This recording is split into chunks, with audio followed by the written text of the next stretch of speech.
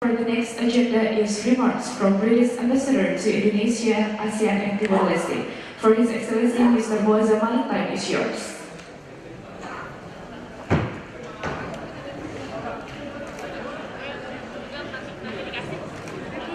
Yang terhormat Pak Bambang, yang terhormat Pak Sabto Edi, para duta besar, bapak-bapak, ibu-ibu, selamat pagi, selamat sejahtera bagi kita semua. Assalamualaikum warahmatullahi wabarakatuh.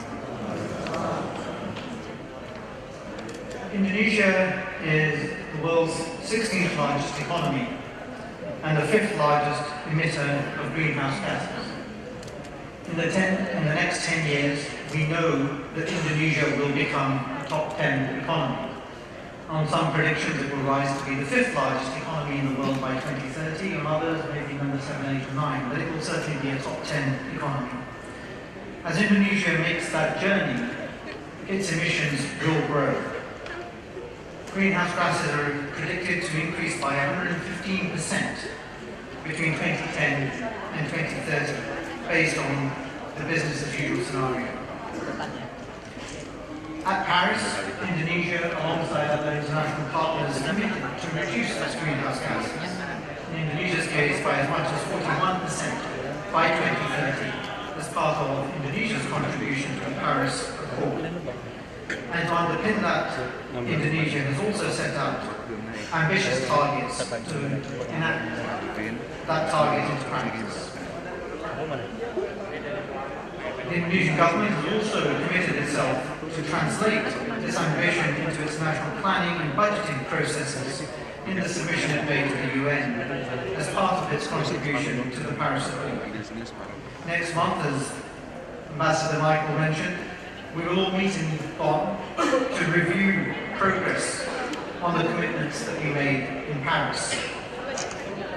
The announcement that will be made today, the intention to review the current regulation in Indonesia on emissions reduction and to ensure that it is in line with Indonesia's first low-carbon mid-term development plan for 2019 to 2024 is therefore a hugely important demonstration of Indonesia's commitment, coming as it does ahead of our discussions in Bonn. The policies that the Indonesian government has put in place over the last couple of years also demonstrate that commitment to deliver Indonesia's Paris commitments.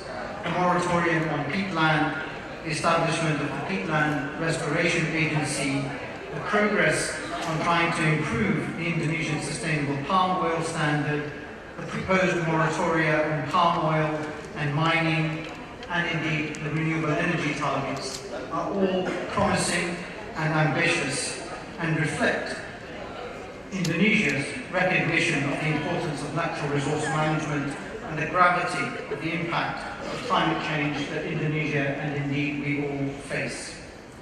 I know too that the implementation of these policies and regulations and targets is challenging, given the geography of the country, continuing conflicts over land tenure systems, and indeed the reliance of millions of Indonesians on agriculture and forestry for their livelihoods.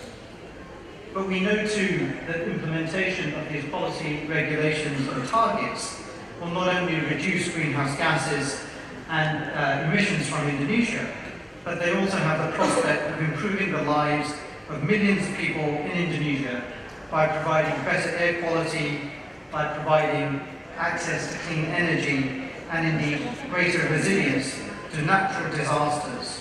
Natural disasters that, as Ambassador Michael said, we are seeing around the world, and indeed which Indonesia is very vulnerable to. It is not easy, but we believe that a low-carbon development path is the only choice that we all face.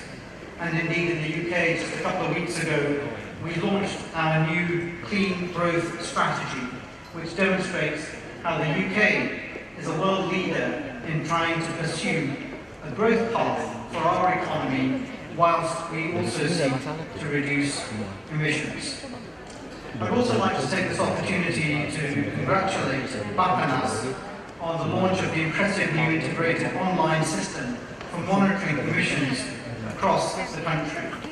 This is a crucial tool to ensure that that the low carbon policies and targets that have been set are actually delivered, are operative, and indeed they are key. Monitoring this progress is key to unlocking international climate finance for Indonesia.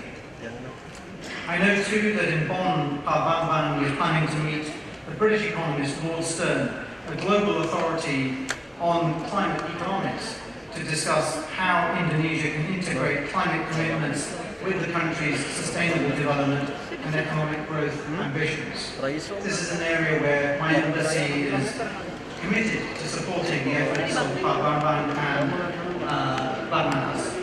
Indeed, we are committed alongside our other partners, the Germans, the Japanese and others, to doing all that we can to support the government's commitments, whether through ICTF or indeed through other instruments, to achieve its Paris Accords. Indonesia matters for global climate change. It is a critical country in the fight against climate change, and we will do all that we can to support Indonesia's efforts towards achievement of its targets. Thank you very much indeed. Thank you, Mr. Moza Malik, for the remark.